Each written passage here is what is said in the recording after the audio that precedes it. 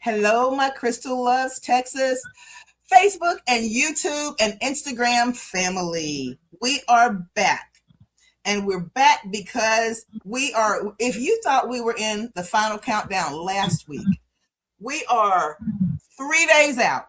We are 3 days out from the start of early voting. And we wanted to bring candidate Lawrence Allen back in here because we want to get some final words from him before, and we want him to give you some tips before you go to the polls start going on Monday. Because Lawrence, am I correct that early voting starts on Monday? He's going to tell us, he's going to answer that question right after he introduces himself.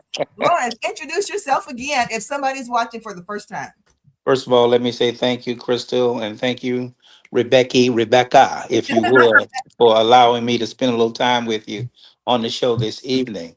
Again, my name is Lawrence Allen. I'm your candidate for State Representative, House District 131 in this runoff election. And as you said, Crystal, early voting will begin on Monday, the 18th of May. And what's unusual about this particular season that it's only going to last 5 days. So it's going to run from the 18th through the 22nd. Now, watch this, Crystal. Monday, Tuesday, Wednesday, Thursday, and Friday. A number of people will say, I'm going to go on Saturday because I'm off. I'm going to go on Sunday after church. And those are kind of some habits we've had in the past. But Right. in this particular runoff election, there will be no Saturday and there will be no Sunday. And then guess what? Monday is Memorial Day. Most people will have their barbecue pits out. They'll be having a joyous time celebrating and memorializing our soldiers and remembering all the things that individuals have sacrificed for our country. And Right. when you wake up Tuesday morning, guess what you're going to do? You're going to think about going to work because you've been off on an extended weekend. And it Right. is election day. That's Election right. day is the 26th, May 26th. And so we really have to encourage our voters to vote early because we Yes. don't know what the weather could be like. We anticipate a few days of rain next week. And so Right. we want people to intentionally put on their calendar when they're going to vote and meet your appointment. So that's why we're here tonight before your audience again is to remind our voters and those who are supportive of our community to come on out and find your voting location. Guess what, Crystal? Tom Bass is not a voting location. And that has been very, very consistent. And I want people to be aware of that, and not get frustrated, because Yeah. if you're living in that Morningside area or on the bottom end of what we Right. call the Sunnyside, Brunswick area, Yes. you will be going up this time up to Sunnyside because Tom Bass will not be a voter location.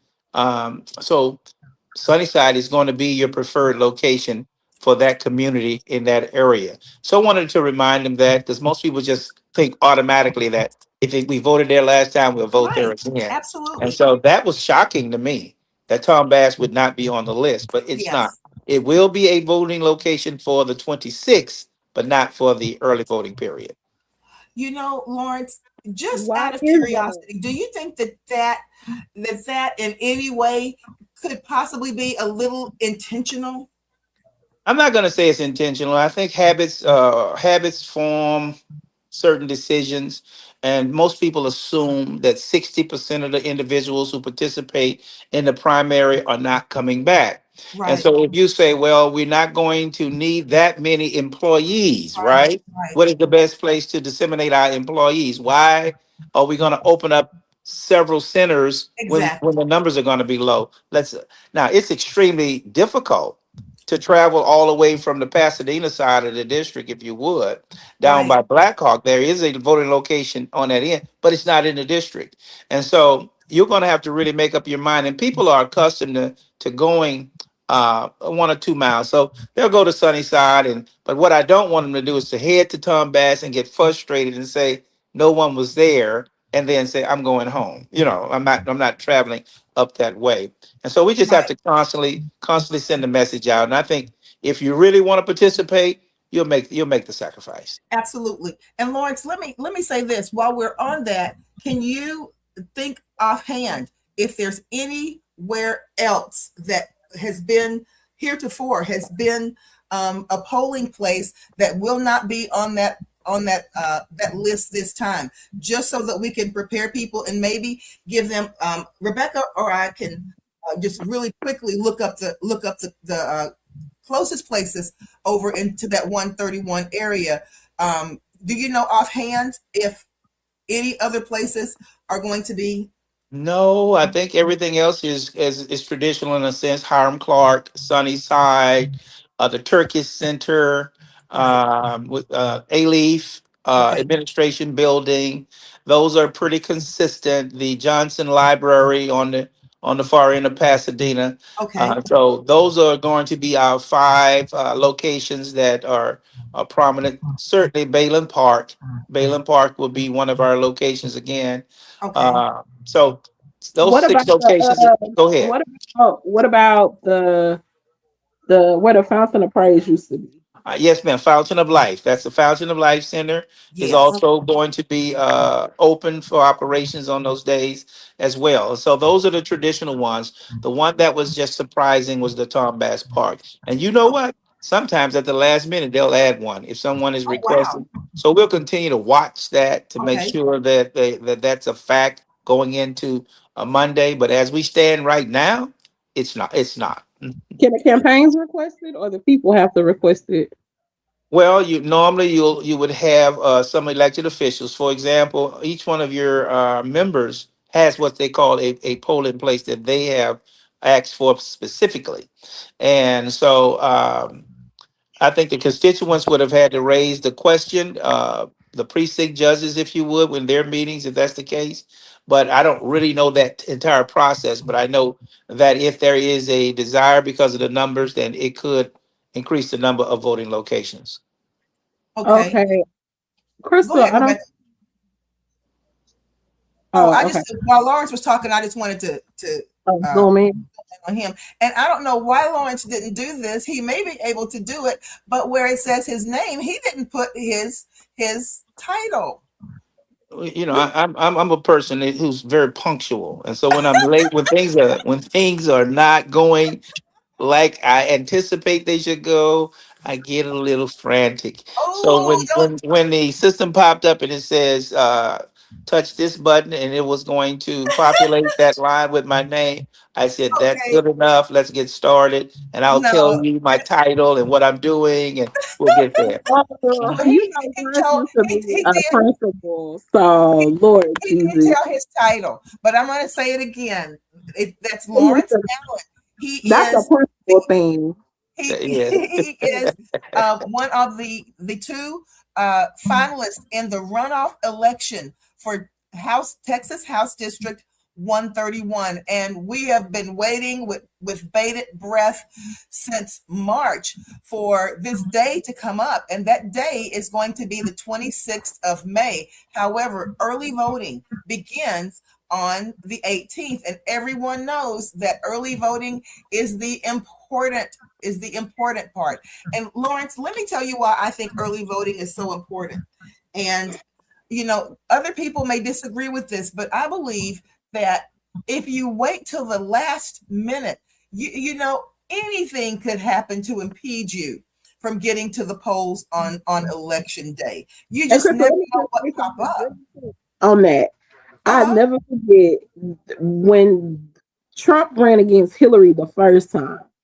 That was the one time I said, you know what, I'm gonna go wait till election day or Hmm. whatever. I was like, I'm gonna wait till election day. I'm an election day girly anyway. So, I said I wait till election day. I was in line for 5.5 hours. Mm. I was in line, and I never forget. I had pizza and chicken because Boris had bought some. Senator Miles had bought some pizza, and State Representative Jolanda Jones had bought some chicken.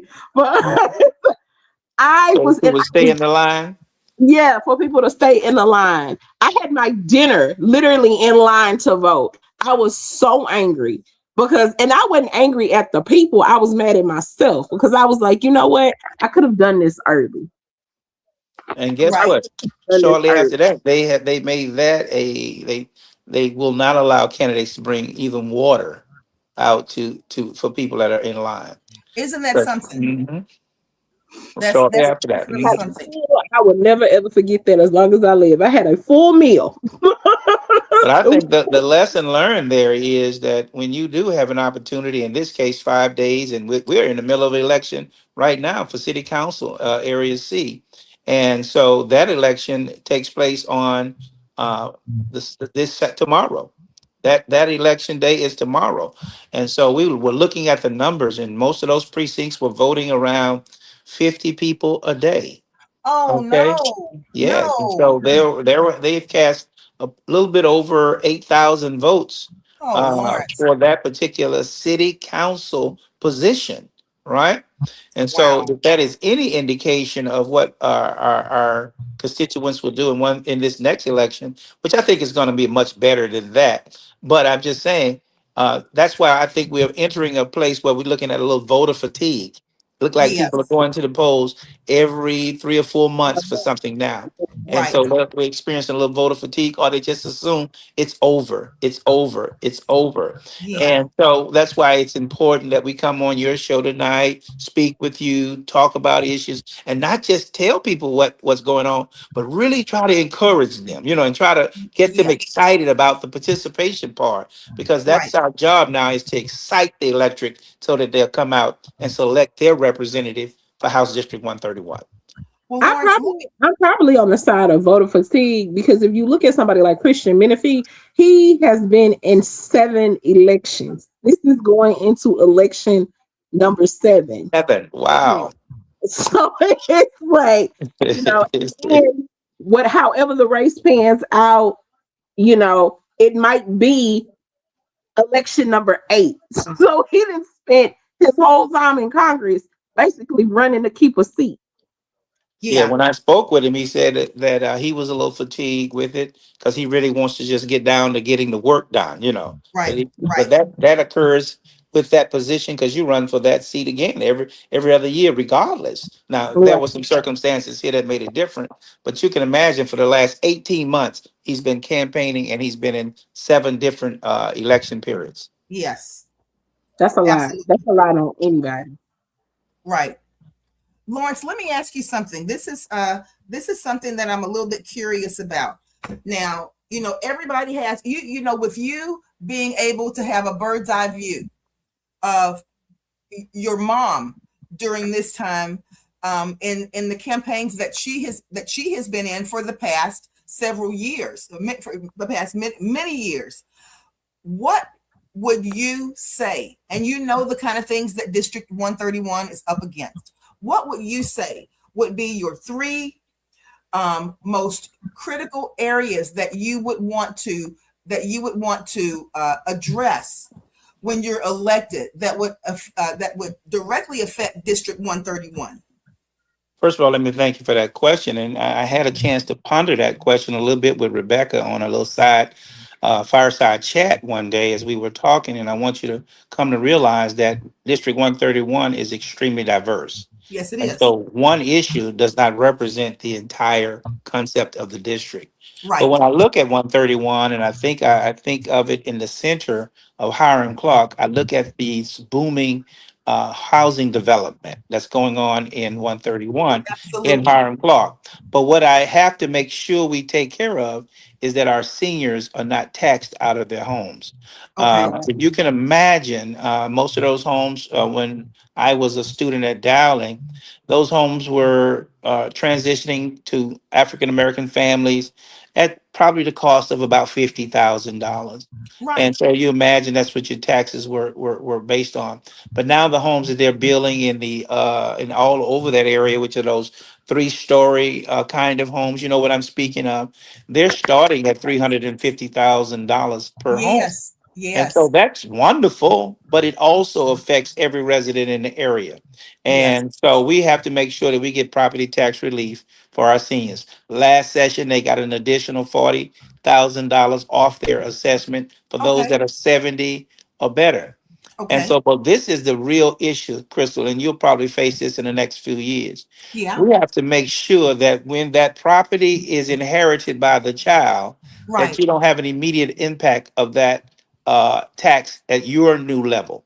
And Okay. because we don't want to lose those properties and families because there's no transitional period. Right. So we definitely want to start the conversations and craft a bill that would allow that taxing entity to remain the same for at least 5 years after the transition of a property through inheritance, because it Right. becomes a burden. And like I know, all of our family says, I worked all of my life so that my family would have a home, Absolutely. and we don't want to lose it because the taxes are so high on the property. So I think that's number one.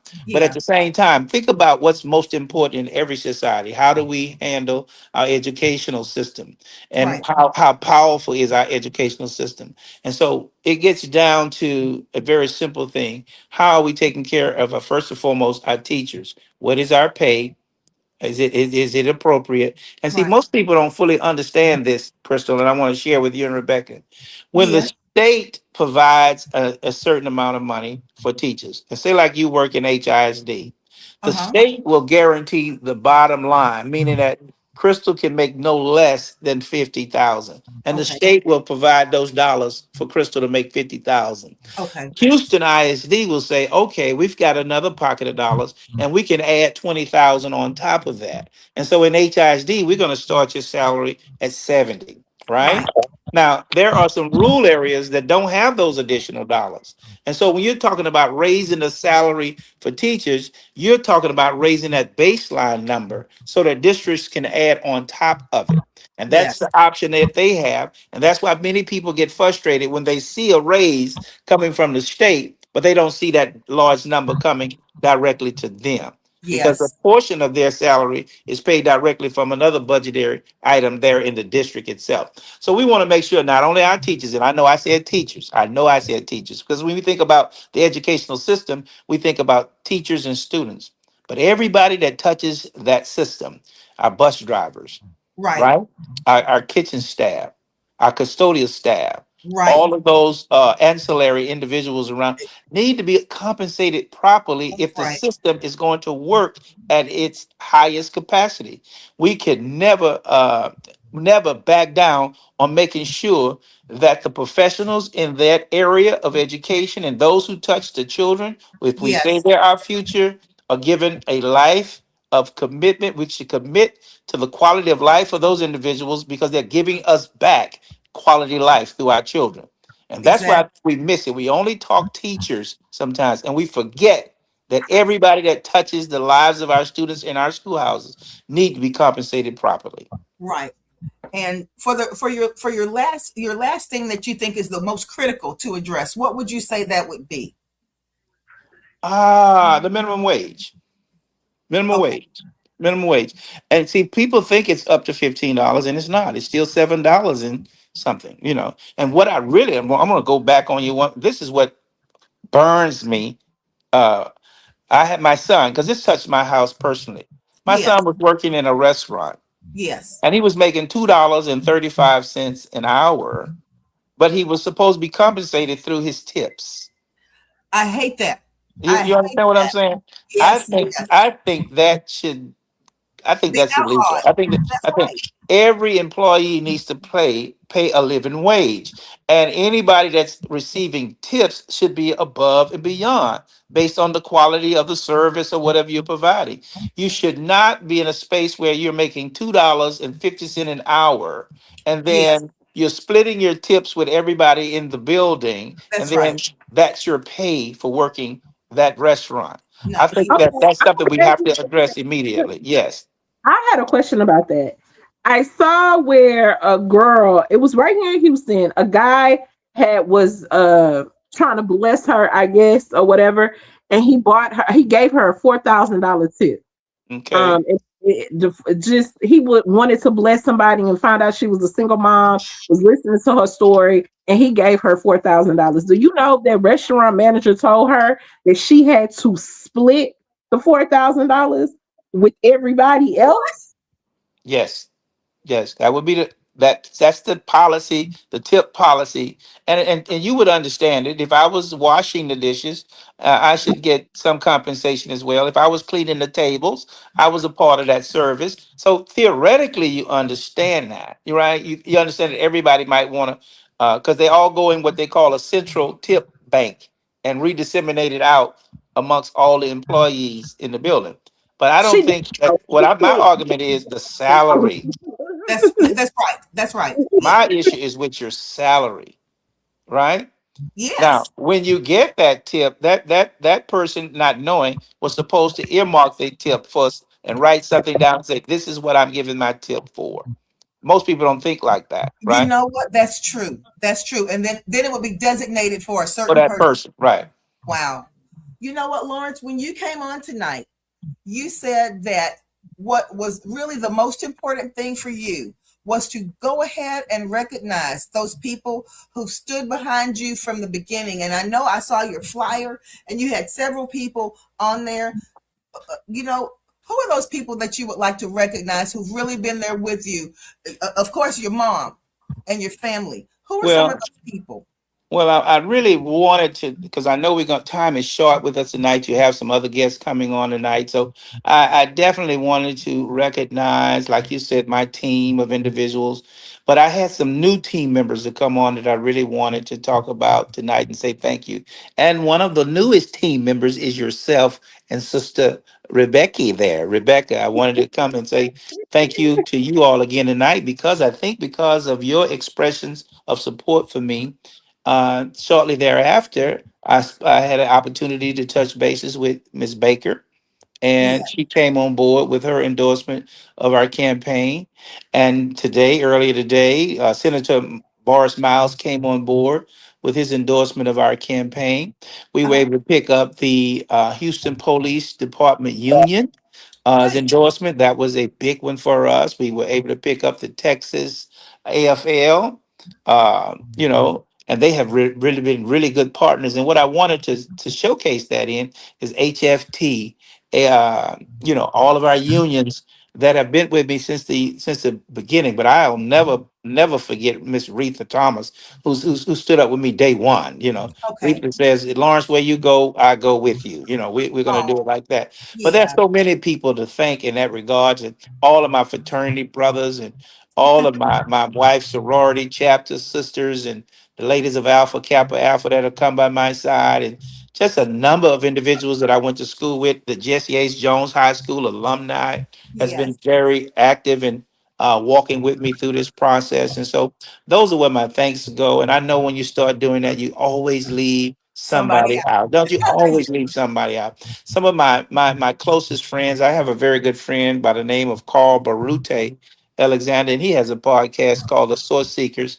And Yeah. we've been friends since the third grade, and I've been on there a couple times, and he's been there to support me every step of the way. Yes. And my line brothers, the Rebirth Scene 17, have contributed mightily to this cause, and I could never thank them enough. And I'm a member of the Prairie View Panther Club. That's a group of athletes from Prairie View, and they've been right there. And I sit every Wednesday with Pastor Kirby John Caldwell, no longer pastor, but Dr. Kirby John Caldwell, Yes. newly, what they call it, he's over. New ministry for him as he's Yes. been going forward.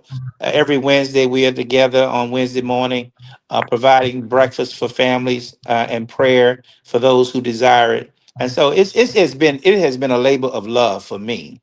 And so that's why I'm a little emotional about this election, because you Yeah. know what's in your heart. You know what you know, the character that you have and that you intend to display. And so what I'm really asking your supporters to do is just trust Lawrence. Trust that Lawrence will do the right thing. I Right. have a track record of doing the right thing and Yeah. not running when difficult times come. I understand difficulty, I understand pressure, but I also understand purpose. And Yeah. so I prefer to live my life of purpose than to squander the opportunity to be the visionary, if you would, the mouthpiece, if you would, the Yeah. person who simply says to the establishment that thus said the Lord. You know, thus said the Lord, and we're going to live by that. And I don't think we should ever worry, especially folks that come from our community. We've seen the worst of times, and we'll still be here in the best of times. And Right. so I just ask you to continue to pray for me and vote for me and allow God to use me in a way that you can be proud of me. And you know what? I'm gonna say this, Crystal. And this might, Rebecca. I'm gonna say this. This might not sound wise, but it's time for men to take their right position in front of their families and in front of our communities. There's too many spaces out there where our young men are not having that real person to look up to. And every mother Yeah, that's understand that you always look for some man that your son can say, hey, his mentor or his yeah, father figure. And I don't want to diminish the power and the beauty of women because it's all there. But it's right. time for men to step up. Now we need to step up on the side of the women and work just as Yeah, hard and not allow any faction to say, okay, it's us versus them. No, it's the best qualified person for the right. job, you know, and Yeah, we'll sit at the table as brothers and sisters and work with our communities and do the very best. But it's time for men to say, hey, let me take a space where my young men, the young soldiers and young warriors can see that what their potential is all about. And so that's what I'm all about. Somebody will ask the question all the time, what's the difference between you and your mother? And that was a hard question for me to answer because it seems like I'm supposed to say that's some negatives about my mother. So that's not what I'm trying to say. I right, just bring another level of passion around a different set of issues.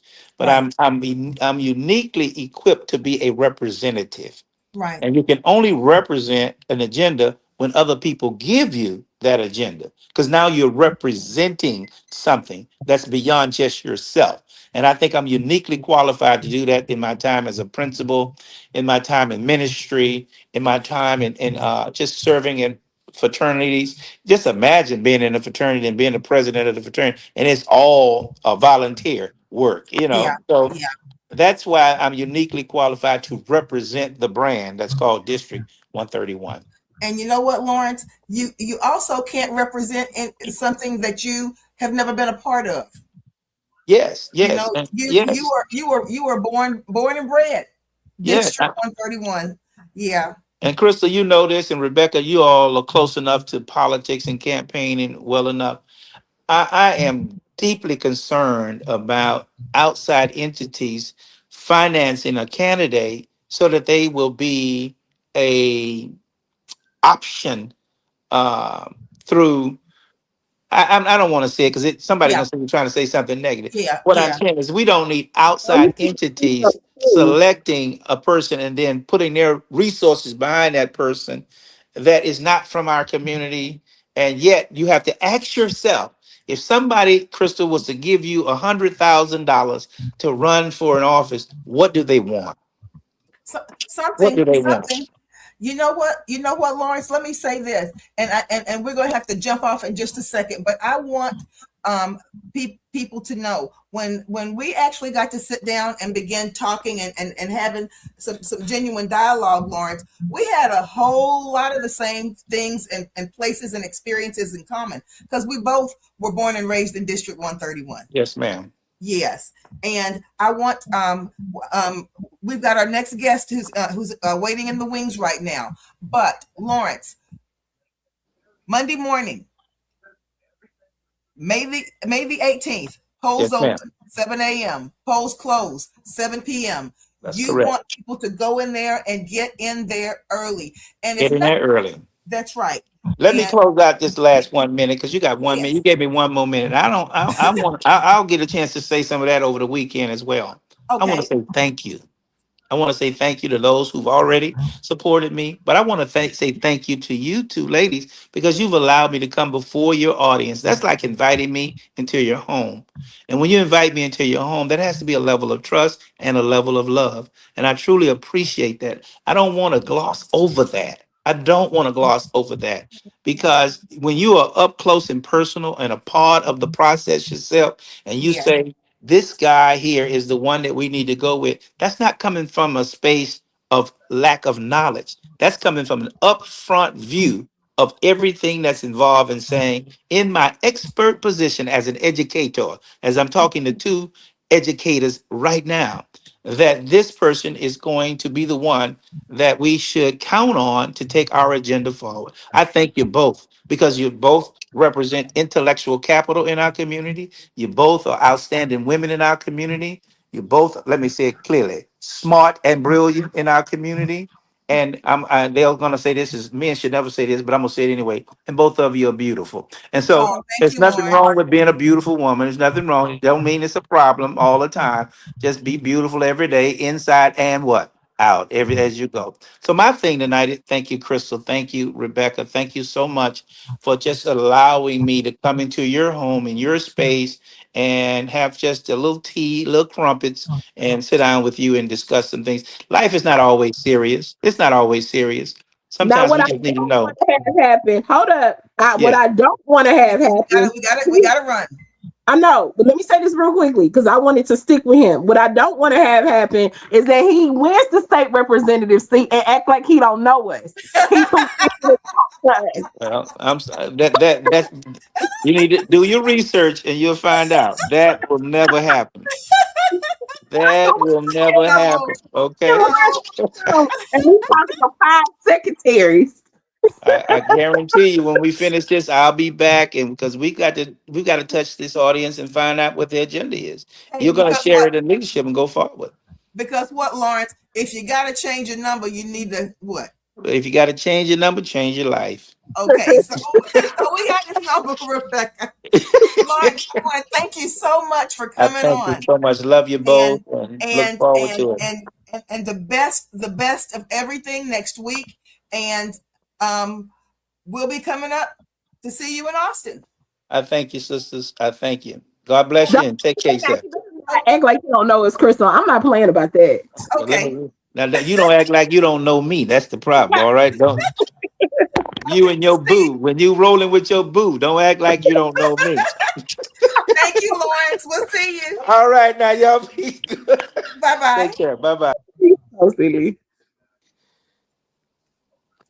Okay, Rebecca, I am going back down, and we have got our next guest. She is waiting in the wing, and she's been there so patiently. I want to say something, and let me say this. I wanted to bring her on. I have wanted to bring her on for the last year and a half.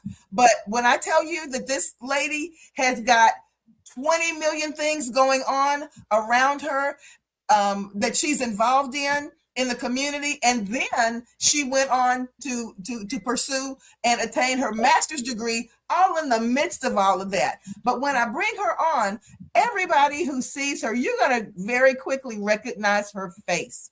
And we just want to celebrate what she's doing because she's got some new beginnings happening right now too. And she never seems to stop reinventing herself. And I'm going to bring her on right now along with another interviewer who she's very familiar with. And Gretchen, please introduce yourself.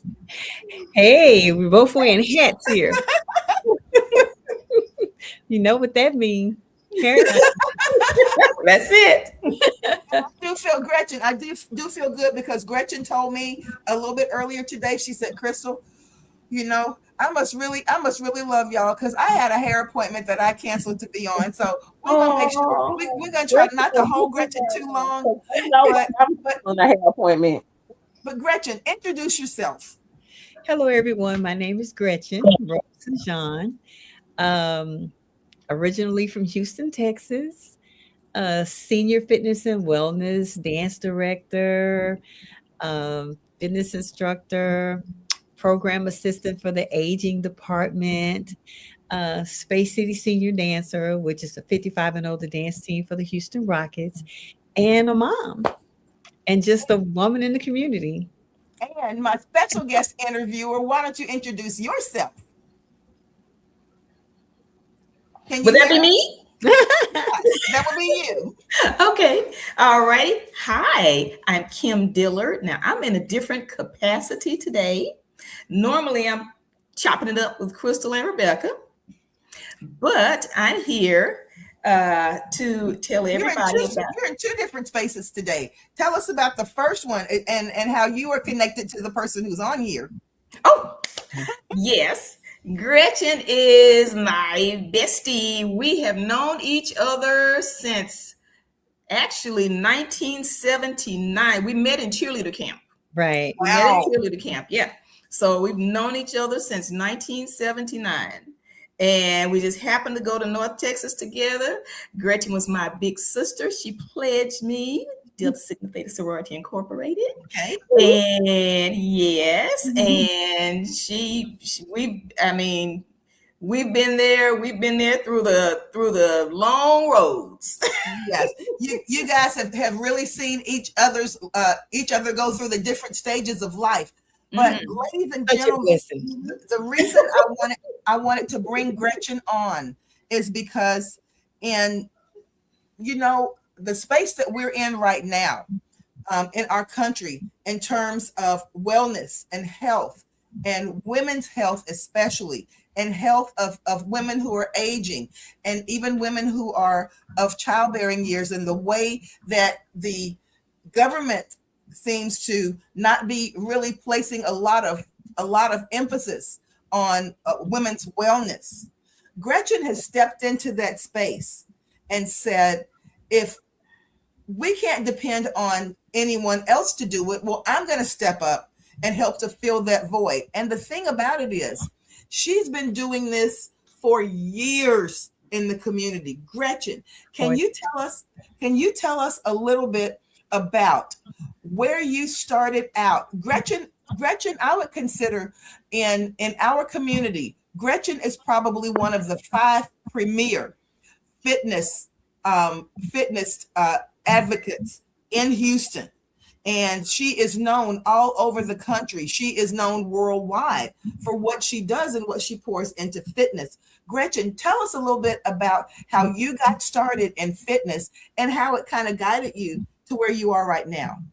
Before I get started, Crystal, let me say this. You and Kim know how to make me sound so good. No, it's not us. It's you. I need y'all to, like carry a boombox. I need y'all to be my boombox everywhere I go. One of you, y'all can express everything about me better than me. Well, it's true. And I thank you for that.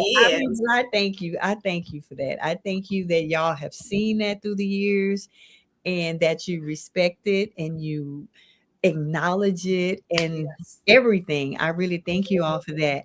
Well, as far as the fitness industry, it started after college. Right. When I came back to Houston, my oldest daughter, who passed away with a very rare medical condition, I took a leave of absence from my job to be home with her because the doctor said she wouldn't live past 1. Right. So as I was at home with her, as active as I was, I felt like I needed to kind of like get into something.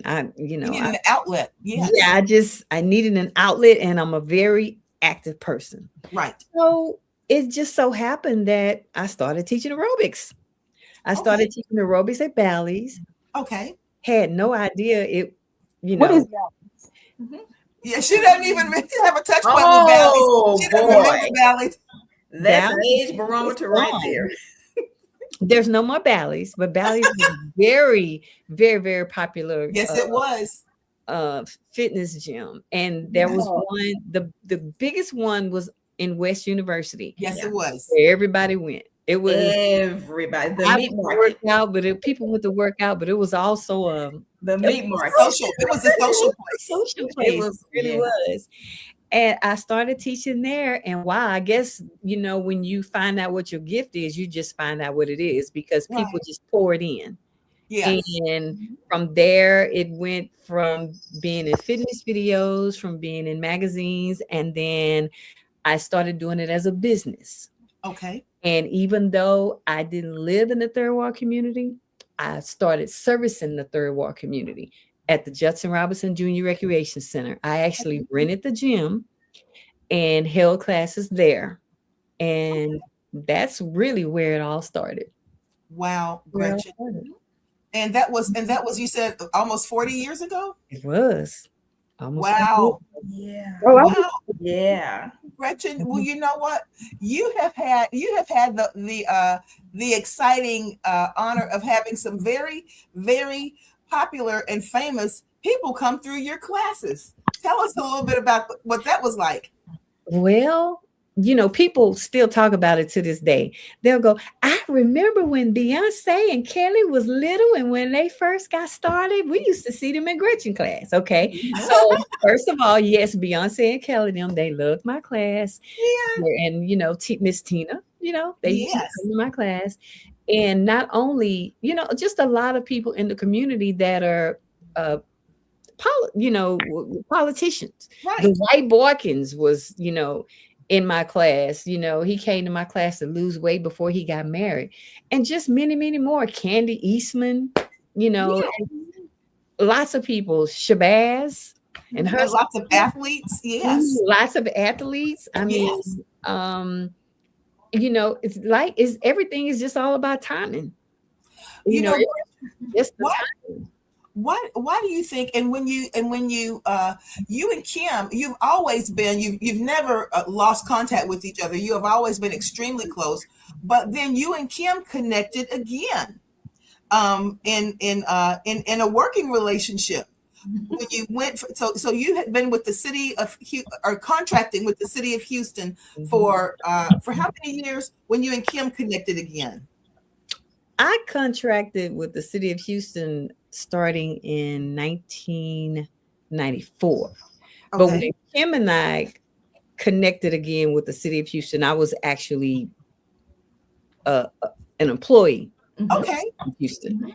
Yeah. And when I decided to leave the city of Houston and they needed someone to come in, of course, I mean, I recommended Kim. And Kim just came in and just fell right in and act like Kim, and that's all she wrote. I mean, Kim is smart. She's intelligent. She's beautiful. She's a people person. She put 100% into everything. I mean, so she was the perfect person for the job, and she showed it once she got in there. And Gretchen, this is what I really wanted to really focus in on tonight. We were originally going to have you on because you also have been involved in health and wellness in the educational arena in schools. And you did that for many years. I heard the guest, what's his name, Lawrence? He said he went to Dowling Middle School. Yes. I was a fine arts dance teacher at Dowling Middle School. Yes, absolutely. It's small world. And one of my besties work with you at TSU. You talking about Como, right? Sean Trees, yeah. Yeah. Yes, and I taught at Dowling. You see how everything is just kind of Houston is a big, small town. Yeah, right. Yes. That's what they say about the world. That's right. It's big, but it's also small. That's right. And what I was going to say is that originally we were going to have on. I wanted to bring Gretchen back in because one of her former students at Dowling Middle School is now one of my co-workers who is also working in the capacity that Gretchen worked in. Gretchen was a huge mentor of this young lady. Her name is Misty. And when I said, Misty, I think you know someone that I know. Do you know Gretchen? And she just was like, oh, that's my favorite person in the world. She meant so much to me when it came to me developing into dance and really going into it as a career. We wanted to bring her on, but she also juggles about 10 million different things, and she had some things that she had to do tonight. But Gretchen, the thing is, I want people to understand, because so many times people feel that when they are become of a certain age, that fitness and wellness is out of their control and that they're relegated to be on 10 different medications. and they're relegated to be obese or not to be able to look the way that they want to look and feel the way that they want to feel. They think it's just a part of what comes with aging. Well, I And want to break that stereotype. how would you address someone who's feeling that way? Well, the way I do it now is I just tell them, no, you need to just keep moving. No, there's no age limit. As long as you have breath and God give you another day, then that's another opportunity to be great and to move. If you don't move, you lose it. You could take, I'm an example for that. I sat down for a few months at an in-office job and ended up having hip surgery. Yes. So you just have to keep moving, and moving is everything. I really hate that some people think, they're calling us auntie, and, they have nicknames and everything for us. But, there's no limit. There's no age where you're supposed to stop living. That's right. And I hate that. I just earned my auntie title 2 years ago. I'm loving it. Mama, cute. Mama, cute. But it's really cute. I like it. Everybody call me, hey Ma, hey Ma. That's right. Yes. Crystal Medea. Somebody call Crystal Medea. I want to look like you when I get your age, Ma. I love it. It's really sweet when young people, recognize that you're still healthy and taking care of yourself. But whenever I encounter people, I just tell them age is nothing but a number. Right. Well, Gretchen, let me ask you this. Well, I'm just putting this out there because in you talking about some of the things that you've had the opportunity to experience, you I don't know if you conveniently forgot this or you've done so much that you just inadvertently brushed over it, but you were one of the first team of the Houston Rockets dancers. And 40 and almost 40 years later, you are now one of the Houston Rockets golden dancers. Talk a little bit about that. Yeah, I'm just a strong believer. The older I get, that if you just pray and have faith, God just works out things for you. He does. Let him do it. It's better when he does it. That's right. We have these plans, we have these guidelines. We're supposed to do this, we're supposed to do that. But now that I'm older, I just throw all of that out of the way. Right. Because if you have your purpose in life, you need to let God guide you and let him just steer you the whole way. Because when he does it, it's very, very easy. It's very easy. Just work out. It's so different. I had no plans on trying out for the Rocket dancers. That was in the time when I was at home, actually, trying to see about my child that the doctor said was going to die by 1. Right. But my mom saw in the newspaper that they were having auditions the very next day. And I just prayed on it, and I said, you know what? I'm just going to get up and go try. And I actually had a modeling gig that same day. So I asked the director if I could go first. He let me go first. And I heard later that he said, oh my gosh, if everybody's like number 1, we're going to have a hard time picking dancers. Wow. It was just all in God's plans because I made it. I was 28 years old. I was the oldest one dancing. Wow. I didn't look 28 at the time. And it was amazing. I really enjoyed it. And to have the opportunity again at 64 years old to still dance in the same. Wait, stop. You're not gonna blow past that. How old are you? 64. How old are you? 64. Gretchen puts He's a month younger than me, Rebecca. Yes. No, you're a month older than me. Right. Yeah. You're a month younger. I'm a month older. Yeah. 64. Why y'all look like y'all 45 years old? Thank you, Rebecca. Yeah. I think it's from staying active. It has something to do with DNA, but staying active has a lot to do with it. Right? Absolutely. But I'm just mad that she tried to blow past that like that wasn't a big deal. Now, Gretchen hasn't mentioned it yet, but Gretchen is also the coach for Texas Southern University Sensation. Dances basketball dancers. Yes. I was going to get to that, but thank you, Kim.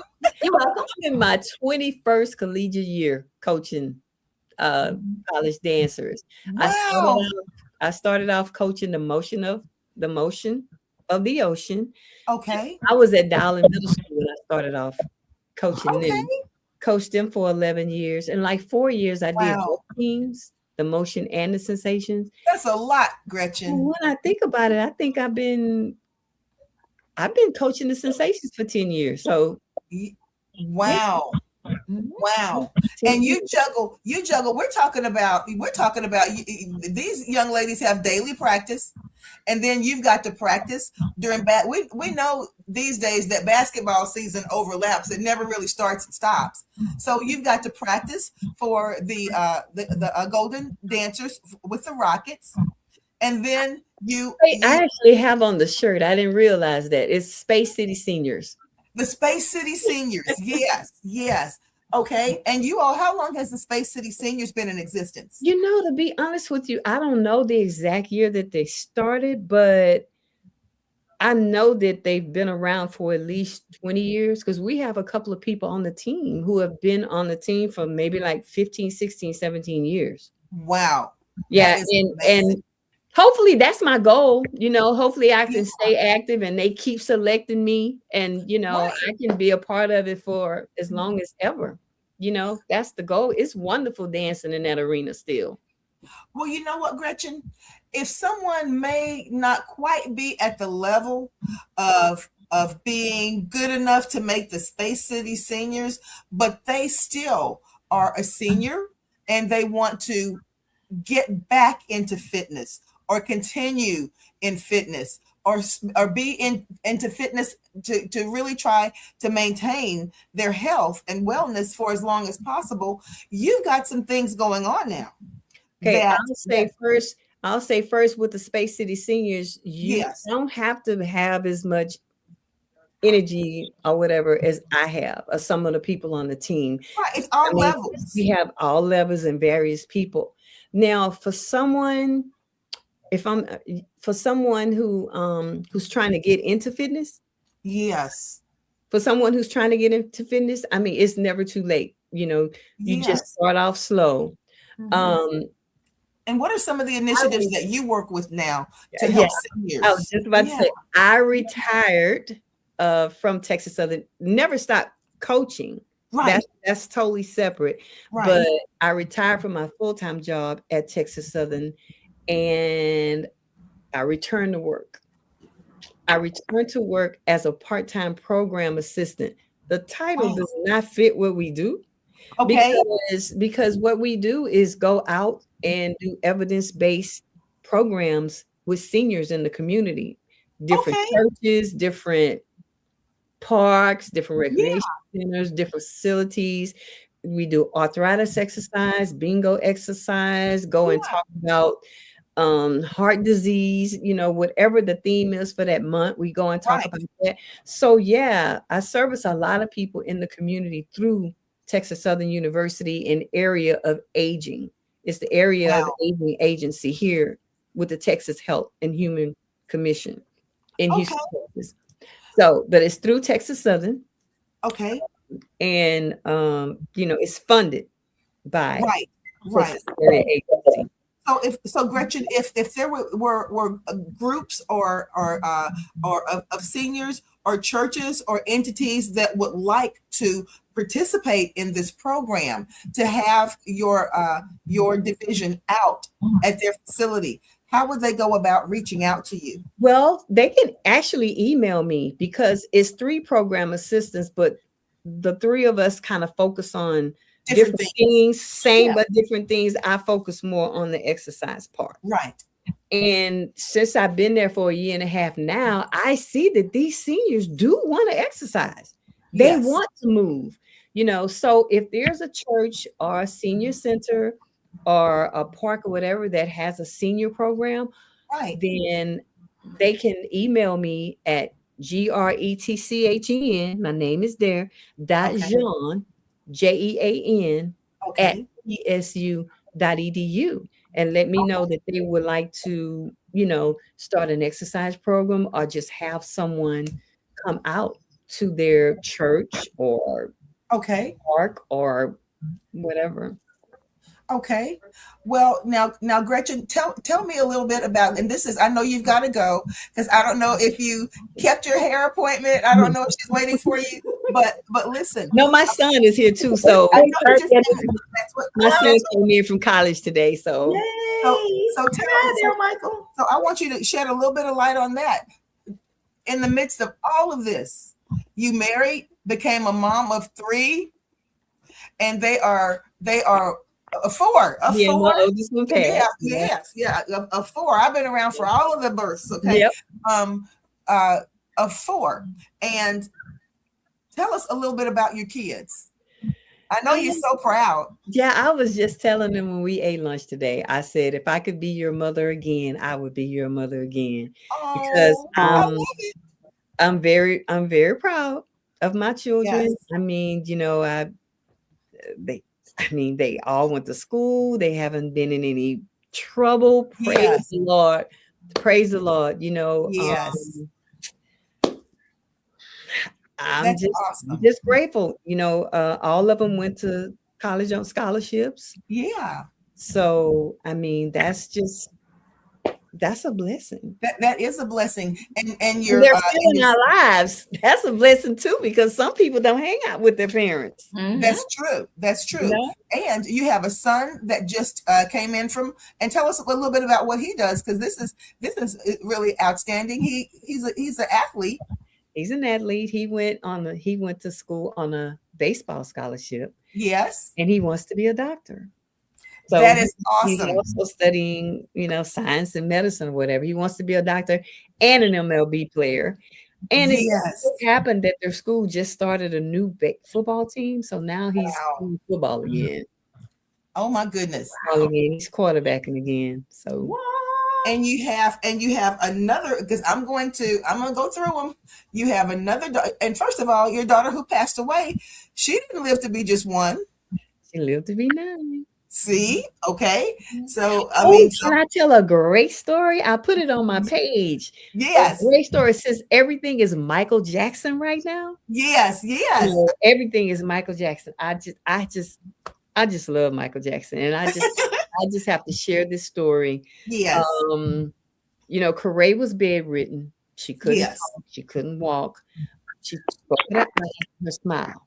Right. Okay, so her best favorite time, this was when Michael Jackson came out with all his videos, right? Yes. When he was really at the top of his, yes. Yeah, and my cousins used to say, "Oh, she like him because he kind of looked like you," the hair and I Eyes, used to yeah. dance all the time with eyes and stuff like that.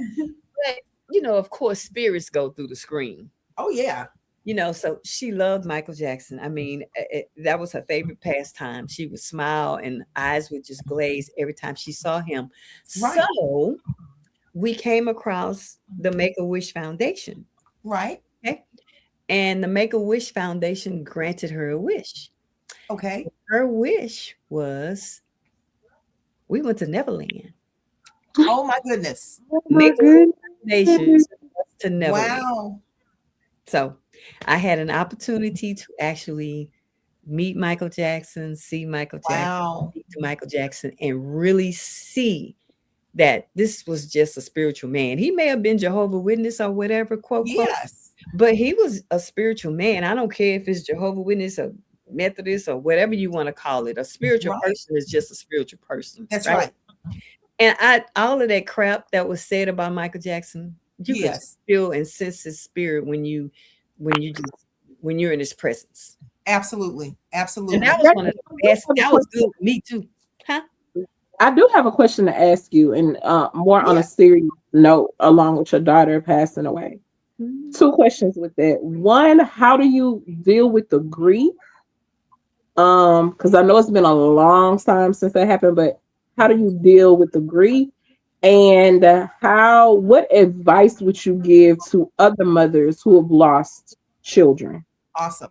Well, you know that that's one of the hardest things in the world to see a child go before you. And a lot of people kind of call me strong because that wasn't the only traumatic experience that I had. I lost both of my parents in a car accident, and I lost lots of family members. So for me, it took a lot of praying.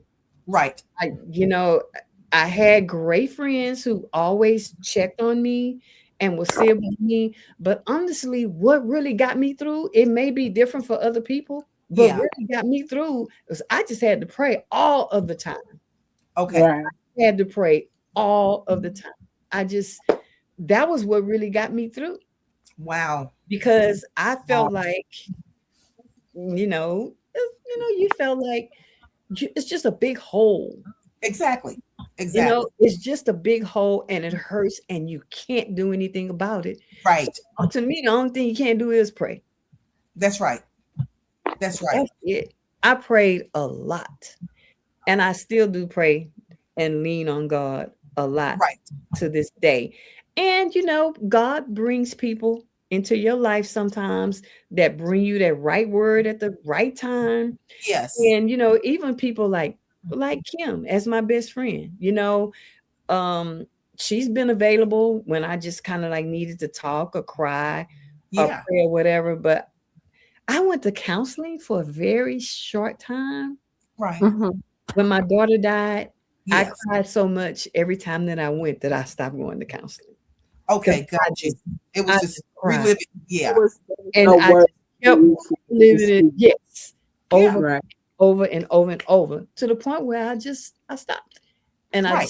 I just prayed all the time. And my kids in my life, that kind of helped me too, Yes. because I'm the kind of mother that always put others before me. Yes. So having them there to be able to take care of gave me a reason. Exactly.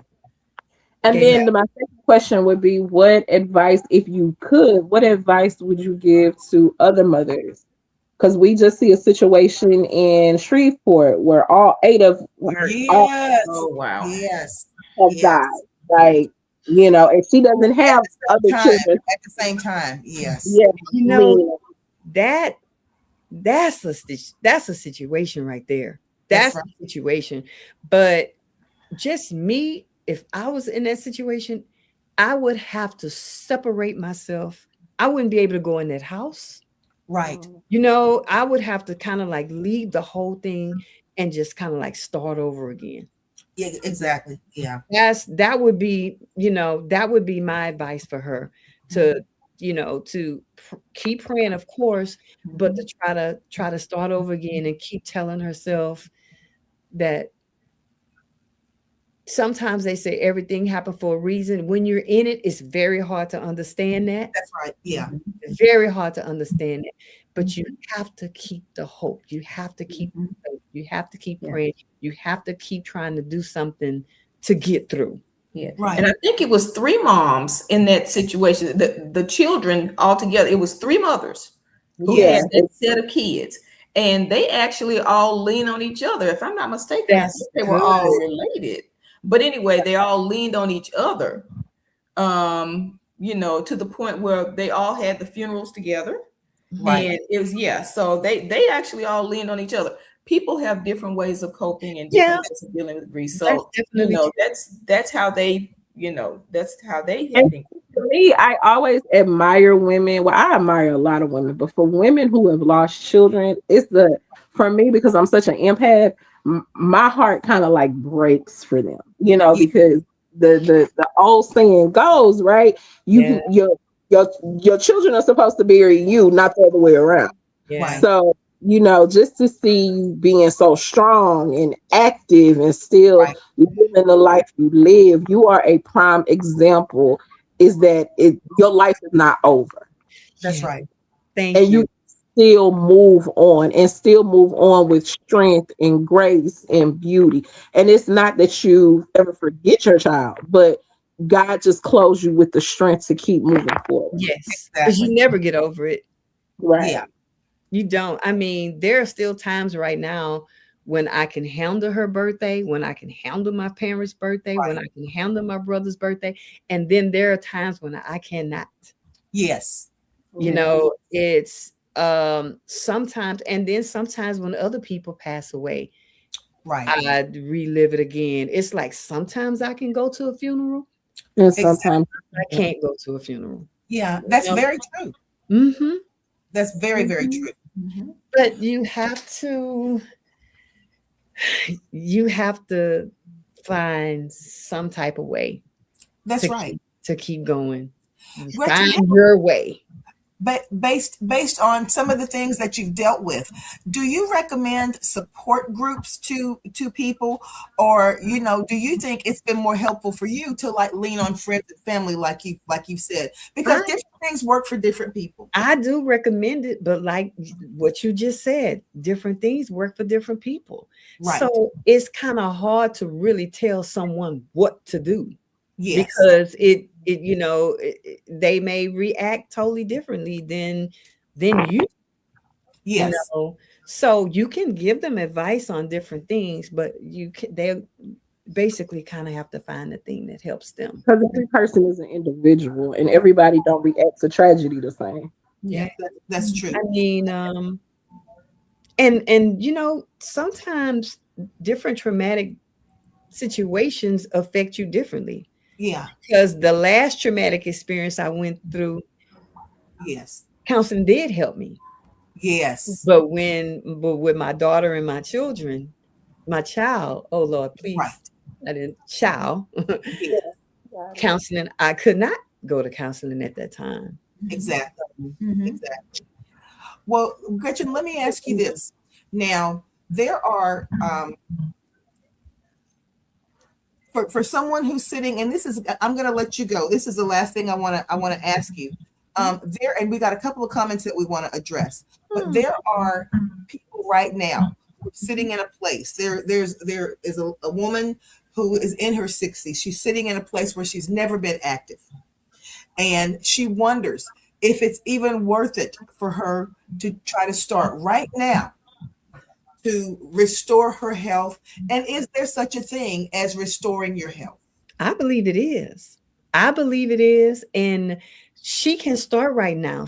I feel that she just needs to start slowly. But if she stay consistent, yes, she'll see the change. She will definitely see the change. Moving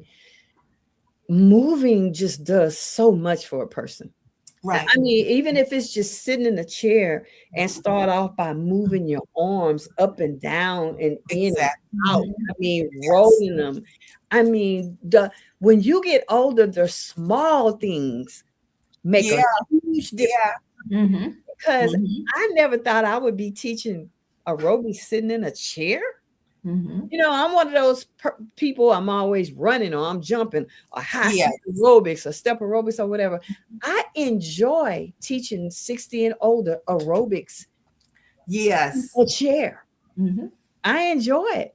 We have so much fun. There is a certain level of fitness. But there is definitely a level of fitness that can be restored, is what you're trying to get people to understand. It can be. Yes. I mean, you can. Well, even just I can use myself from the hip surgery. Right. A lot of people look at me and you had hip surgery. Yes. They don't have any idea that I had hip surgery. So, but it was from the day I had the surgery, I got up. Wow. Walking. Yes.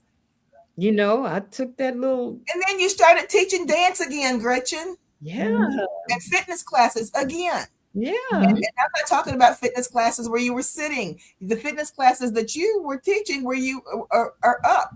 And right now, I look at some of the things that you post online. I look at some of those things, and they're not sedentary. They're not sedentary classes. They're not sedentary classes. You are up and you are doing and moving with those students. You're not teaching from a videotape or anything like that. I mean, you are right there Yes. with those Thank you. students. Thank you. Yeah, I teach a variety of classes. Yeah, If anybody's interested in line dancing, coming that's in what I was hoping June, that you would talk about. yeah, Yes, coming in June for those who love to line dance, there's yes. a series called Park After Dark at the Okay. Discovery Green.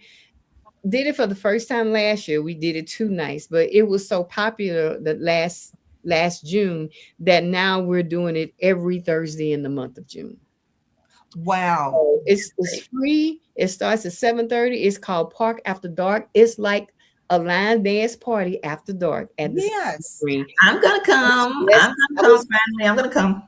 I was blessed enough to be the person that they picked to teach it. I mean, That I is just awesome. That's I just awesome. feel like Gretchen. it's just God. So I do various things. I do line dance events. I still coach at Texas Southern. I'm blessed enough to dance in the Rockets Arena, the Toyota Center with the Space City seniors. Right. And I also help senior citizens. And you know what? I'm going to address this right now.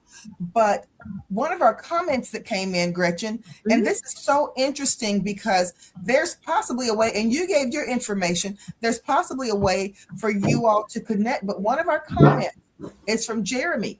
And Jeremy says, he says that I'm a disabled PVAMU graduate in a wheelchair trying to open up my own youth center. Your story is one of resilience. And that's possibly a connection that Jeremy can make for you because you've been through some things and you have overcome those things. Mm-hmm. Yes. So yes. Jeremy wants to start. Yes. Can you see the comments over on the side?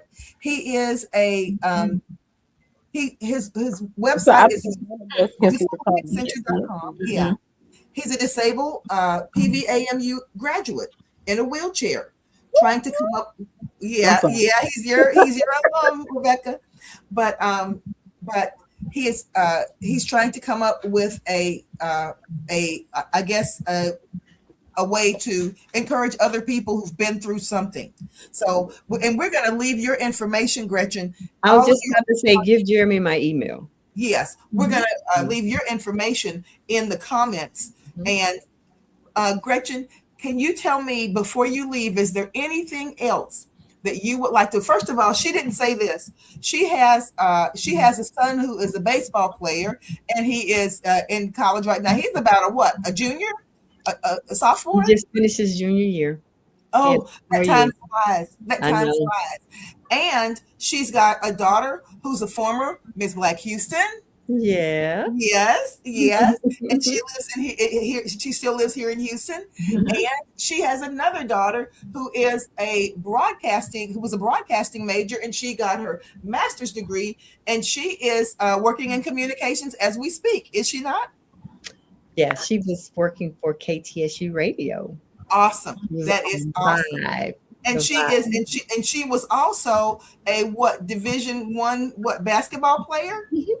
Yes. And she came from right here out of North Shore? Where did she go to high school? Actually, Cypress. The kids they grew up in Cypress. Yeah. Okay. So you see, so it's something in the blood. Okay, that makes Gretchen. They are achievers. They're super achievers, and so much of it has to come from looking at their mom. But Gretchen, if you could leave our viewing audience with one last tidbit that they can hang on to, and we're going to make sure that we put your contact information in those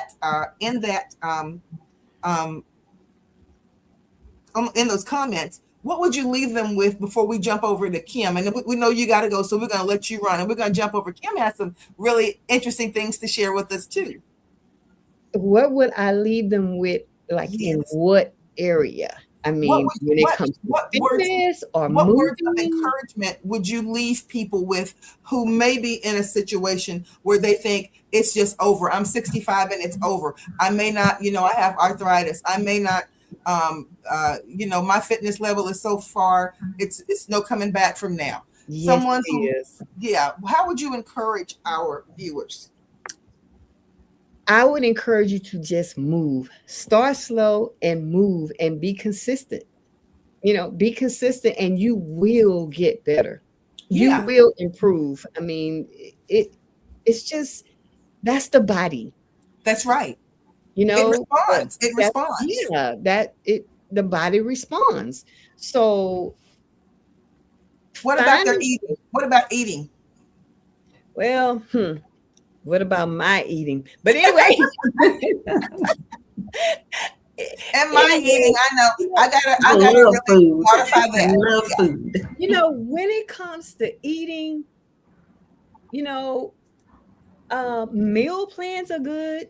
Yes. Meal plans are good, and I've tried meal plans. I do a meal plan, but at the same time, I let myself have what I want. Have a cheat day. Yeah, that's right. You just Because don't. you You just don't overdo it. Yeah. right. It's like it's an amount for everything. Right. So Well, Gretchen, go ahead. I'm So not gonna basically, tell- you I'm not eat gonna in tell a person moderation. you got to Do do you- a strict diet. Do you I'm meal? not. Do you meal prep? Yeah. Do I meal prep? Yeah. Sometimes. Yeah. Yeah. Because you're on the go. You're on the go. Mhm. Yeah. Sometimes, and do you know HEB is real good? They are good. Their prepared meals are good. Kim and I know about those HEB meals. Yeah. Yes. HEB is real good. But that's one thing about everybody with their busy lifestyles. Fast food is quick to get it, but I You would pay on the other end. I would encourage people not to say not to ever eat fast food, Yeah. but just don't do it every day. Yeah. Just don't consume fast food every day because it's just not good for you. I Right. rather them go to the grocery store, get some fruit when they Yeah. get hungry, snack on that, and Yeah. and prepare a meal. Prepare the type Yes. of meals that'll last more than one day. Right. That type of thing. But yeah, stay away from fast food. Drink a lot of water. Plans work differently for different people. Like you That's said, right. I don't think some of these things that are supposed to be just written in stone will It doesn't work for make some. different. Yeah. Yeah, and there's going to be plans work differently for different people, but there's something for everyone. Some type of plan that'll work for everyone. But When Gretchen, you find what works for your body, that's right. Storm. Yeah, when you find what works for you.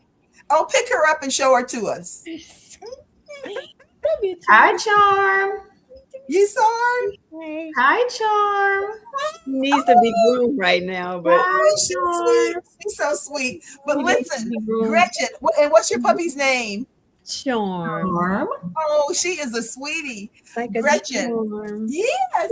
Listen, I want to thank you so much for joining us. I finally was able to corral you long enough to get you to talk about yourself, which you hate to do. But I really wanted to get you on here because I think people need to see you. And you're proud of your age. Your age has come with wisdom.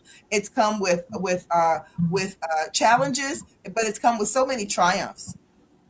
Like that song, the song that's out now, that Dalton man.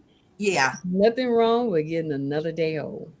that's And right. the older you get, you will appreciate age That's right. more and more and more. That's right. Less to see these years. That's right. When you're younger, you don't even think about that. I You ain't think don't. about getting older when I was, Yeah. But now that I'm getting older and older each day, the Lord is letting me see another day. I appreciate it so much. Yeah. Absolutely. Live your life to the fullest. Yes. Yep. Absolutely. Mhm. Okay. Well, Kim and Rebecca, I want you guys to really thank Gretchen again for coming on. Gretchen, I Thank thank you, you for coming Gretch. on. We're gonna let you be able to go and enjoy your family. Finally, tell them we apologize. We apologize. No We got to make it up to them. Tell everybody, hey, Gretch. Will Yes. do. Yeah. Thank you so much for having me. I appreciate it. I hope that I helped someone. Oh, you know that you did. I did. You know that you did. Mhm. Okay, well, Gretchen, we will see you later. All righty. And Kim and I'll talk to you over the weekend. You know we will. Okay. Bye-bye. All right. Bye, y'all. Bye. Kim, Yes. that was exciting for you. Yes. Mhm. Absolutely. But Kim, Yeah.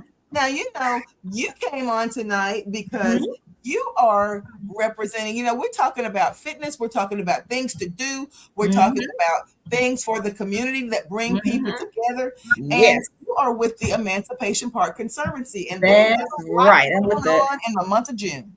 With yes. her 1872 hat on. That's right. The Emancipation Park Conservancy is the nonprofit wing of park support for Emancipation Park. Yes. So 1872, this number represents the year that Emancipation Park was founded, and the year with led by the Reverend Jack Yates. Mm-hmm. 4 men got together, rounded up the community, had them put in and donate $800 in order to buy 10 acres of land Wow. in 3rd Ward. And from that point, it became the nexus of the Black community Right. in Houston and in Texas. Actually, Emancipation Park was the first public park in Texas. Wow. So throughout the years, after a certain point, the park was actually donated to the city of Houston, and now the city of Houston actually is the steward for Emancipation Park. But so that 10 acres so is that same 10 acres that we see when we drive that square block? Same 10 acres, that is historic land. You mean Jack Yates? On the same ground that the Reverend Jack Yates walked on. Oh my goodness. So it is historic. Wow, that's hallowed land. ground. That's right. And that's where the first Juneteenth celebration took place. In the nation. That's right. In the country. That's right. Yes. And we know in 1865, that is when the Civil War ended, but the formerly enslaved people did not find out until 2 years later in Galveston, right, that they were actually free. So General Gordon Granger came and brought that paperwork proclamation. That's right. Yeah. And said, you all are free. So the formerly enslaved people in Houston, Texas, like I said, got together, purchased the land specifically in order to celebrate Juneteenth, what we call now Juneteenth. So 1872, and that wasn't too far past their finding out that they were free. So that was a lot of money for them to get together. That's right. It did not take them long to get that together. So they were moving at rocket speed. That's right. Making sure that they advanced themselves. That's right. We are a resourceful people. Yes. So now with Juneteenth, we're almost in the month of June. So Juneteenth is coming up. Emancipation is basically the National Juneteenth Park. Yes. And because of that, every year, unless something unusual happens, like a pandemic or something, there is a Juneteenth celebration. Yes. This year, we're going to have a large Juneteenth celebration, and things are going to be happening all through the month of June. It's going to be kicked off with the Freedom Walk Run, the annual Freedom Walk Run and Health Fair on Saturday, June 6th. And with that, registration starts at 7 a.m. You can pre-register online. But Kim and Rebecca and I will be there. You can come out and meet us. Right. You can also register there on site. The walk run starts at 8. And then after that, there's going to be a health fair. So there are going to be vendors giving lots of information on health resources for the adult and senior community. So that is Juneteenth. That's kicking off Juneteenth, Saturday, June 6th. Now, what we need, we're going to do, not yet. We're still on the fun run. Go back to the fun run, Crystal. Oh, I'm sorry. What we're going to need, we have vendors who are going to be there. And if you are interested in being a vendor, these vendors are not selling anything. This giving out information on any sort of health related activities or information for adults and seniors primarily. Okay. Oh, wow. But we also need participants. We need people to come and walk and run. Yes. Every year it has grown larger and larger and larger. I think last year there were about 300-400 people out there, something like That's that. right. And the year before that, what we did, we got a group from our church. Yes. We got a group from our church, and we came out and we participated in that. And we're going to make sure that we get this out. We share this podcast with several churches. We encourage church groups who are interested in starting their wellness journey. You don't have to be a runner. Just as many, I think more people, Kim, are walking than running. And also, now this year, there's going to be a little bit different twist, which is great. Okay. We're going to have activities for people who are not necessarily walkers or runners, people who may be seniors who want to do something that is not as stressful. Right. And we're going to have activities for those people too, stretching and things like that. So it's going to be great. We have a little bit different different activities this year, but we want groups, walking and running groups. Now, we, like Crystal said, we had our health and wellness ministry have a walking group for a couple of years. Right. Churches, if you have a health and wellness ministry, if you have different kind of ministry, singles ministries, married ministries, adult ministries, youth, young adult ministries, come out, wear your shirts for showing what your organization is, and come out and run as a group. Also, fraternities, sororities, Divine Nine, come on out.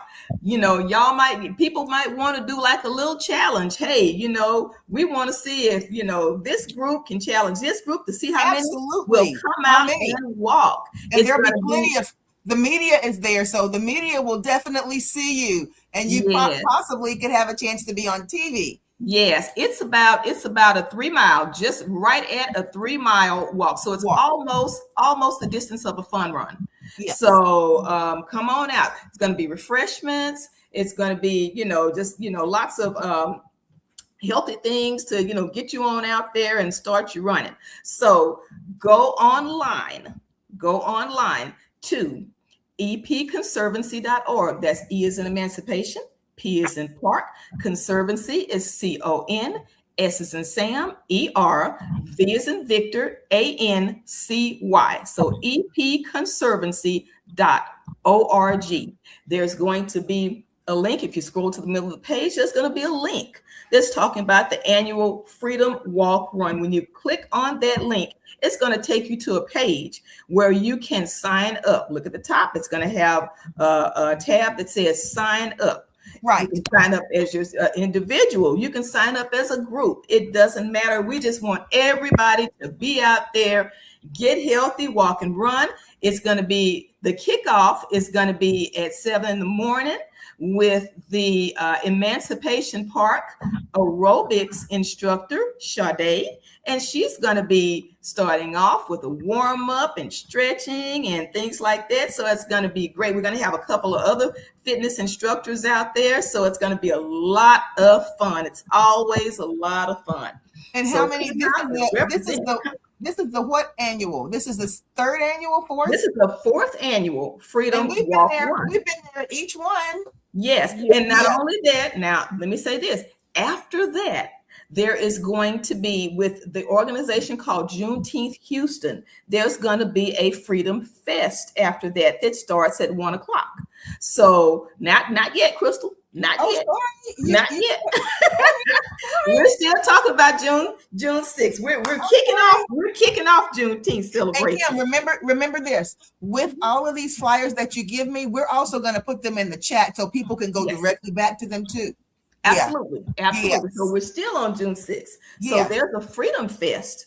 Actually, this starts at 1 o'clock on June 6th. So we're starting at 7 o'clock in the morning for the fun run. And then at 1 o'clock, there's a Freedom Fest. And what it's going to do is focus on the neighborhoods in Houston. So Okay. you're going to have a Sunnyside section, you're going to have a Third Ward section, a Oh, Fifth Ward wow. section, a Fourth Ward section. You know, you have a lot of different sections, and what they're going to be doing is highlighting the wonderful happenings in those particular neighborhoods. So it's going to have, you know, kind of an interesting focus. So come on out, Wow. family friendly. Come on out. They're going to have food trucks and, you know, lots of food and fun and things like that. Come on out. So it's going to be a whole day of great activities on June 6th. Okay, well, Kim, let me ask you this. Mhm. Now, you said there's going to be a Freedom Fest and different neighborhoods are going to be represented. So if there are neighborhoods that would like to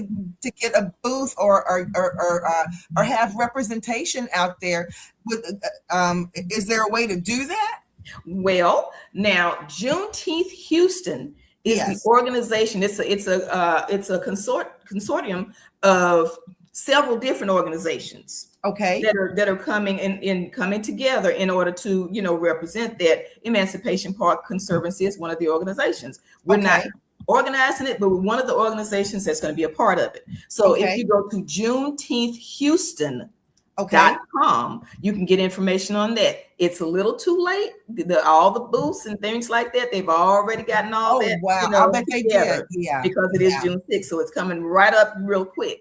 But Okay. you know, go to Juneteenth Houston, and that way you can get information on what's happening on that day. That is June 6th. Okay. Juneteenth Houston, and also go to epconservancy.org for the Freedom Walk Run. Like I said, we need folks to come on out, sign up, and come on out and walk and run. We're going to be telling everybody about it. We're going to be getting flyers to churches, different organizations. Yes. We're going to be blasting it out there, letting everybody know about it.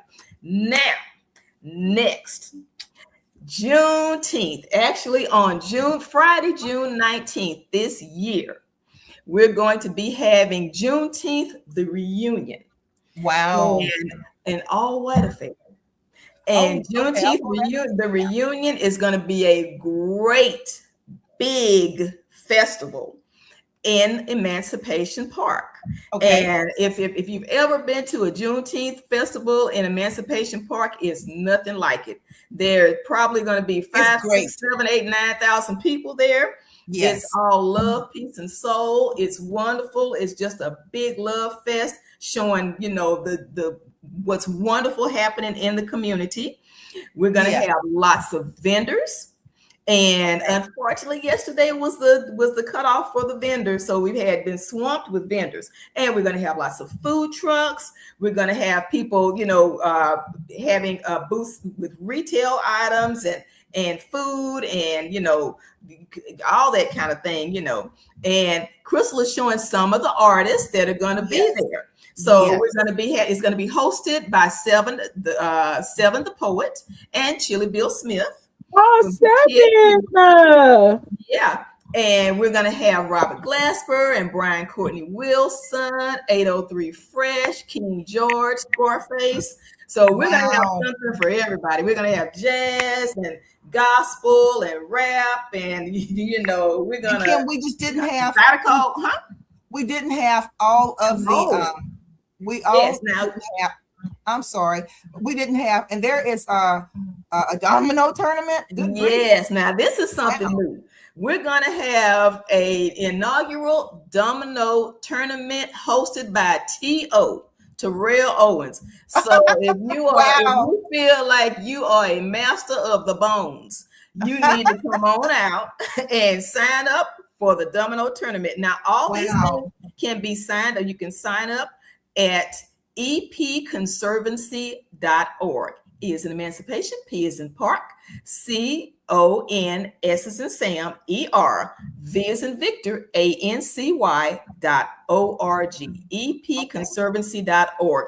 You can sign up for all of these things. Now, when you go to epconservancy.org, there's going to be a button that says RSVP for, you know, for Juneteenth. Now, we're not going to be having tickets or anything like this. It is come one, come all, but we want to make sure we have a count of the number of people who are going to be out there. As of the beginning of this week, we already had 6,500 people registered. Okay, so you and said now we're still a month out, huh? okay, so there are not tickets. No tickets. Okay. You're gonna come one, come all, and just be a part of the fun and the happenings out there. And so yeah, register for the domino tournament. Like I said, all of the, we stopped registration for vendors. So like I said, we're gonna have lots of vendors. We're gonna have voter registration out there because Excellent. this Juneteenth is probably one of the most important Juneteenth. That's right. Ceremonies that we have probably had since the first Juneteenth. We know what's happening in the country, and we want to come out and we're going to show out our force. We're going to come out and show our love and show our force and show our voice. And we're going to get people to register and vote.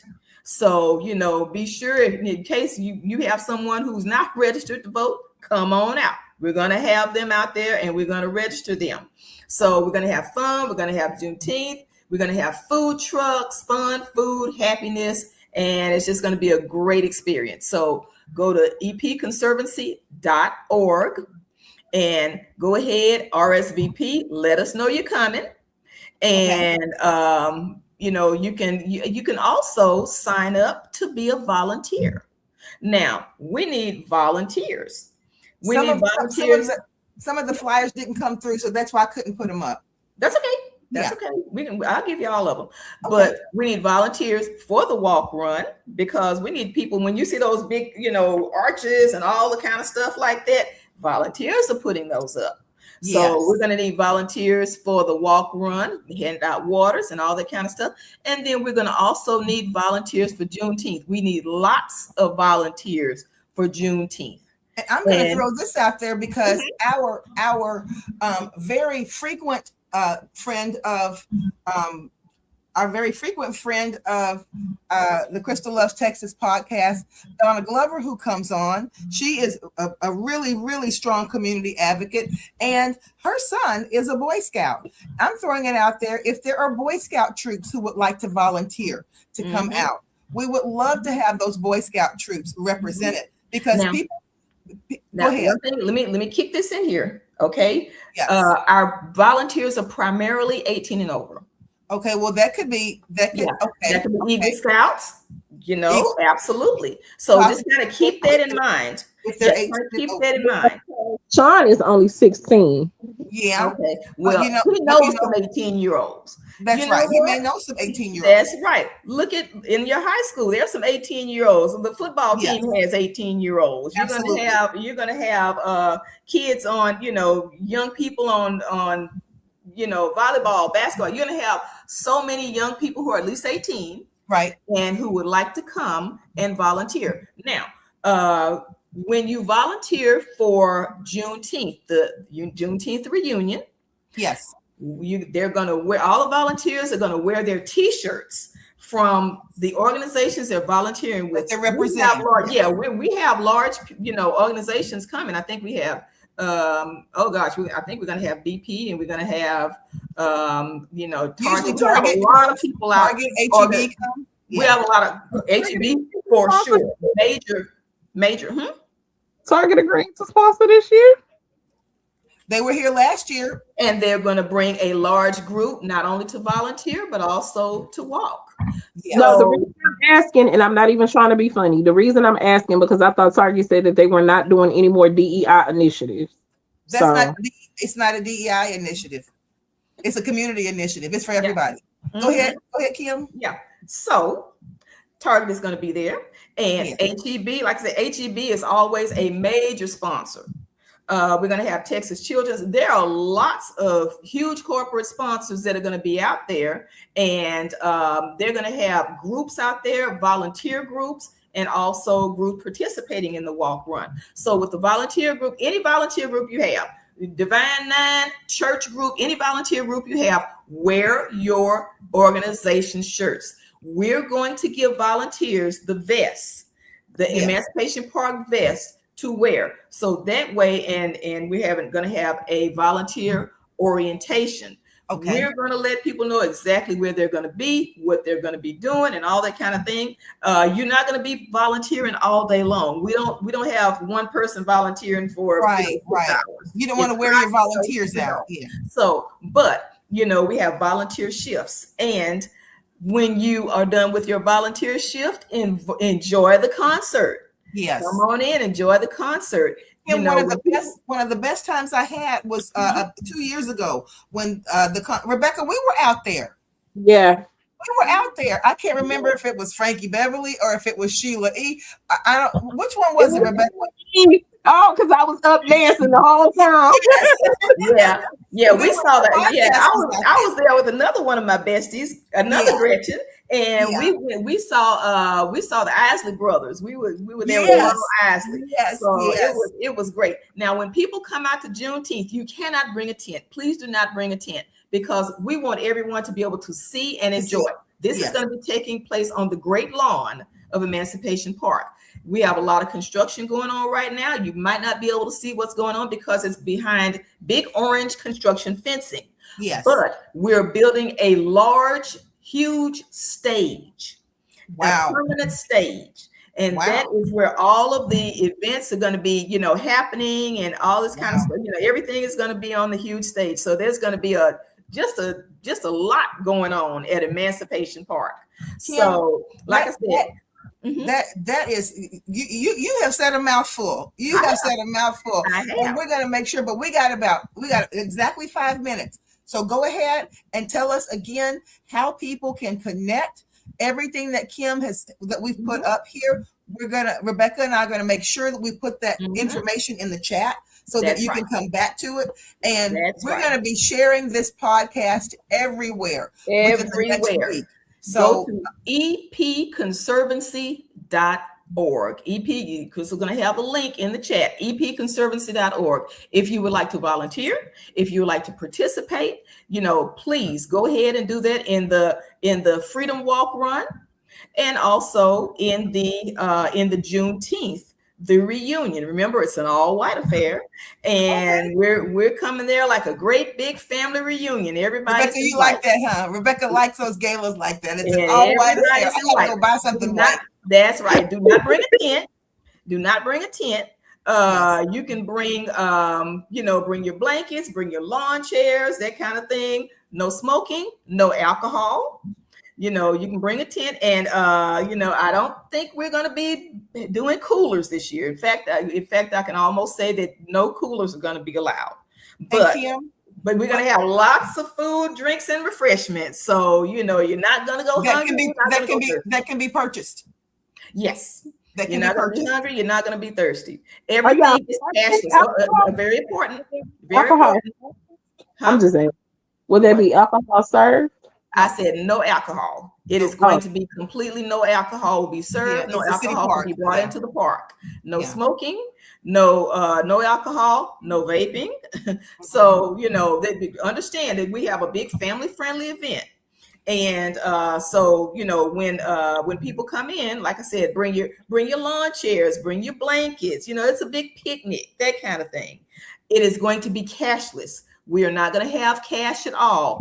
All of the vendors are going to be cashless. So at that point, you don't have to walk around with your safety. That's stuff with a bunch of money. You don't have to have a roll or something in a rubber band. Right. Cashless. So bring, your Zelle, your Cash App, your Venmo, that kind of thing. So that way it's very easy for the vendors, very easy for the people who are buying. So it's going to be it's going to be a wonderful event. So again, epconservancy.org. Okay. Sign up for the walk run, sign up for individuals, sign up as a group. And also for Juneteenth, come out and see everybody.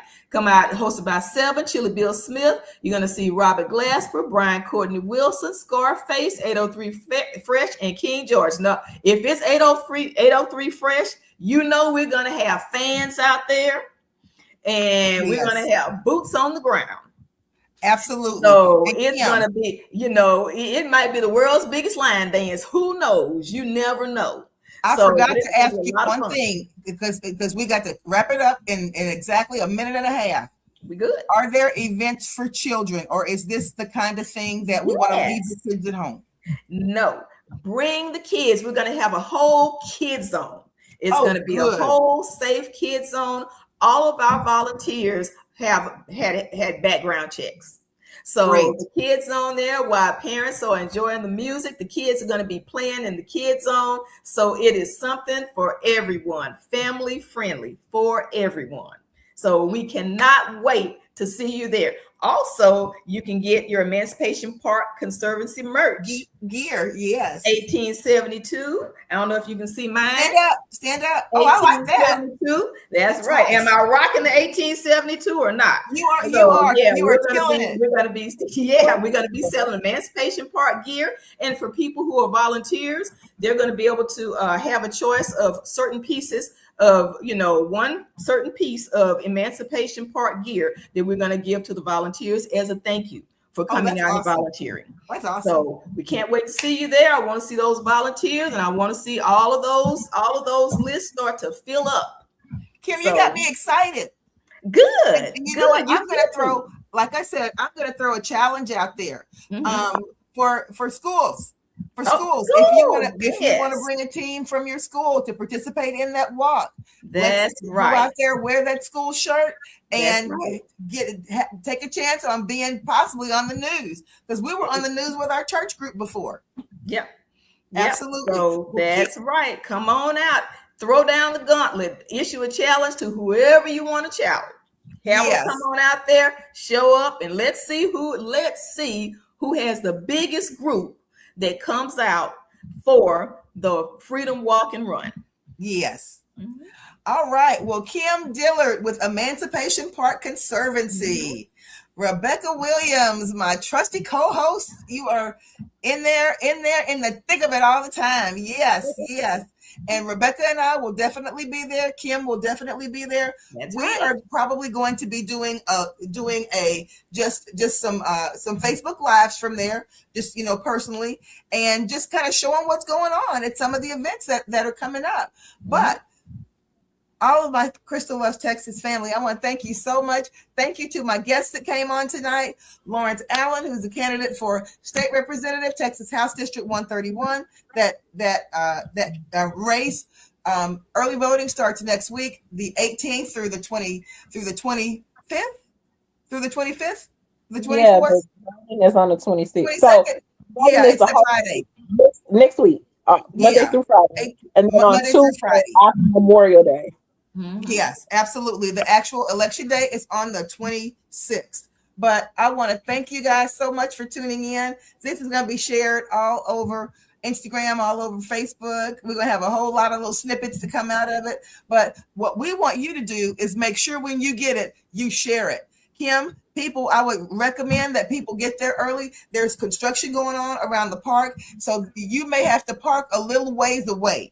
And we're going to try to have some of the nearby parking lots of some of the churches and the Emancipation One office building to have maybe that for parking. So we're going to try to make it as convenient as possible, where people are just not trying to park and on the squeeze on the streets in front of people's houses. And if you come in with a church group, you may be able to get your shuttle from your church if you're somewhere close to bring the group down. That's right, a carpool. Absolutely. Kim, Rebecca, we are 2 minutes over, so we got to jump off of here. But I want to thank everybody so much for tuning in. We got in a lot tonight, Rebecca. Yeah. Oh yeah, we got in a lot tonight. Yes. We actually got in 3 different things that we wanted to touch on, but all very, very important. Yeah. Kim, thank you so much. If people need to reach out to you, epconservancy.org. epconservancy.org. It'll be in the comments. Kim Dillard, Rebecca Williams, and from me, Crystal, for the Crystal Loves Texas podcast. I want to say, like we tell you every week, we will be here the next week, and we can do it. We'll see you later, guys. Bye, guys.